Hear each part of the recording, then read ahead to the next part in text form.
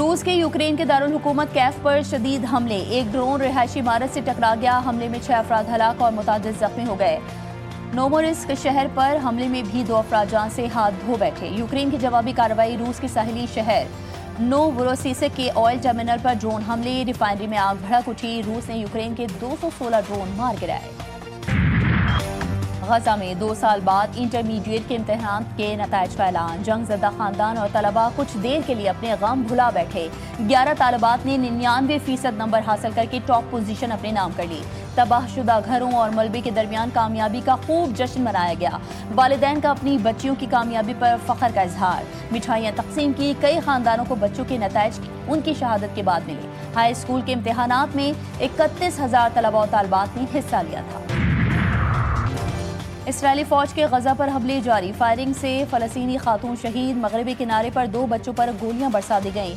मौके पर ही दम तोड़ गए। मगरबी किनारे के शुमाली हिस्से में कायम मस्जिद नजर आतिश, मुतादिद इस्लामी कुतुब और कुरानी नुस्खे भी शहीद कर दिए। अक़वाम मुत्तहिदा की जानिब से हमलों की शदीद मुज़म्मत। हमास की जानिब से जंग बंदी मुआहदे की पासदारी। मजीद एक और इसराइली यरगमाली की बाक़ियात इसराइल के हवाले कर दी। गजा में मौसम सरमा की पहली बारिश। फलस्तीनियों के खैमे डूब गए। सर्दी की शिद्दत में इजाफा। फलस्तीनी खैमों से पानी निकालने में मसरूफ रहे। बारिश के बायस बिस्तर और अशिया खुरोनोश भी भीग गईं। तबाहशुदा इमारतों मैदानों में बारिश का पानी जमा होने पर वबाई और मौसमी अमराज फूटने का खदशा। जस्टिस अमीनुद्दीन खान वफाकी आईनी अदालत के पहले चीफ जस्टिस बन गए। ऐवान सदर में हलफ उठाया। सदर मुमलिकत आसिफ अली जरदारी ने हलफ लिया। वज़ीर आज़म, chief justice of Pakistan justice Yahya Afridi, field marshal Syed Asim Munir, पाक फ़ज़ाइया बहरिया के सरबराहान समेत दीगर आला फौजी और सरकारी हुकाम की शिरकत। वफाकी आईनी अदालत के 6 जजेस का नोटिफिकेशन भी जारी। जस्टिस हसन अजहर, जस्टिस आमिर फारूक और जस्टिस अली बाकर नजफी ने हलफ उठा लिया। जस्टिस के आगा, जस्टिस रोजी खान, जस्टिस अरशद हुसैन शाह भी आईनी अदालत के जज बन गए।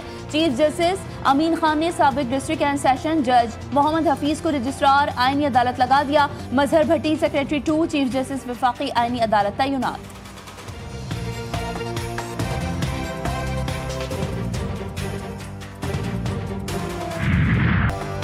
आर्मी, एयरफोर्स, नेवी तरमीमी एक्ट और प्रैक्टिस एंड प्रोसीजर तरमीमी बिल सेनेट से मंजूर क़वानीन तौसीक़ के लिए सदर मुमलिकत को अरसाल। अपोजिशन की बिल की मुखालफत भरपूर एहतजाज किया। सेनेटर हुमायूं मोहम्मद और कामरान मुर्तज़ा का बिल कमेटी को भेजने का मुतालबा। चेयरमैन सेनेट ने कहा यह बिल कमेटी में भेजना होता तो ऐवान की राय की क्या जरूरत थी।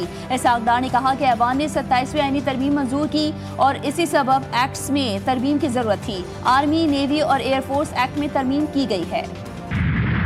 सदर मुमलिकत आसिफ अली जरदारी ने जस्टिस मंसूर अली शाह और जस्टिस अतहर मिनल्ला के इस्तीफे मंजूर कर लिए। दोनों जजेस ने गुज़िश्ता रोज इस्तीफे दिए थे।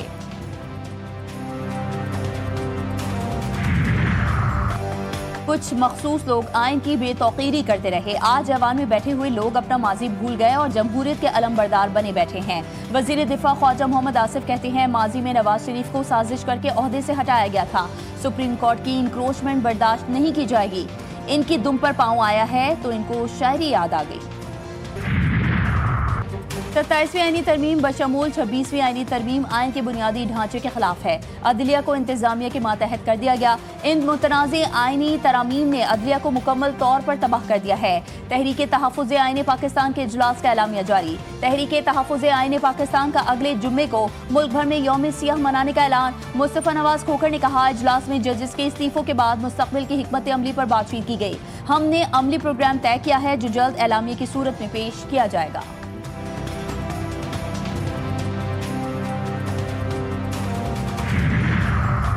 पीपल्स पार्टी ने फैसल राठौर को वजीर आजम आज़ाद कश्मीर नामजद कर दिया। पीपी आज़ाद कश्मीर के सदर चौधरी यासीन का ऐलान। वजीर आजम आज़ाद कश्मीर के खिलाफ तहरीक अदम एतमाद जमा करवा दी। राजा परवेज अशरफ कहते हैं हमारे नंबर्स पूरे हैं। आज़ाद कश्मीर में पीपल्स पार्टी की हुकूमत बनेगी। चौधरी यासीन ने कहा पीपल्स पार्टी और आज़ाद कश्मीर का चोली दामन का साथ है। आज़ाद कश्मीर कानून साज असम्बली का इजलास 17 नवंबर से पहर 3 बजे तलब।